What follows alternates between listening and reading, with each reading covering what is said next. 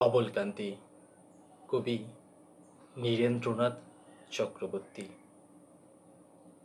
অমলকান্তি আমার বন্ধু। স্কুলে আমরা একসঙ্গে পড়তাম। রোজ দেরি করে ক্লাসে আসতো, পড়া পারত না।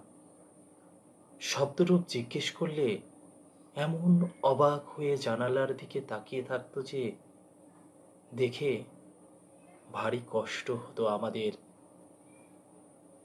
আমরা কেউ মাস্টার হতে চেয়েছিলাম, কেউ ডাক্তার, কেউ উকিল। অমলকান্তি সেসব কিছু হতে চায়নি।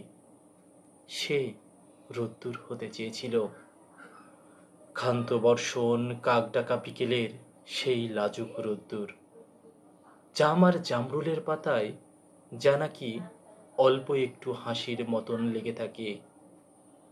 আমরা কেউ মাস্টার হয়েছি, কেউ ডাক্তার, কেউ উকিল। অমলকান্তি রোদ্দুর হতে পারেনি। সে এখন অন্ধকার একটা ছাপাখানায় কাজ করে। মাঝে মধ্যে আমার সঙ্গে দেখা করতে আসে, চা খায়, এটা ওটা গল্প করে, তারপর বলে, উঠি তাহলে। আমি ওকে দরজা পর্যন্ত এগিয়ে দিয়ে আসি।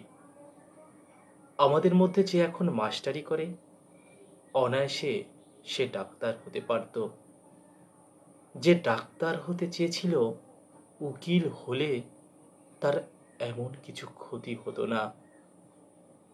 অথচ সকলেরই ইচ্ছে পূরণ হলো, এক অমলকান্তি ছাড়া। অমলকান্তি রোদ্দুর হতে পারেনি। সেই অমলকান্তি রোদ্দুরের কথা ভাবতে ভাবতে ভাবতে ভাবতে যে একদিন রোদ্দুর হতে চেয়েছিল।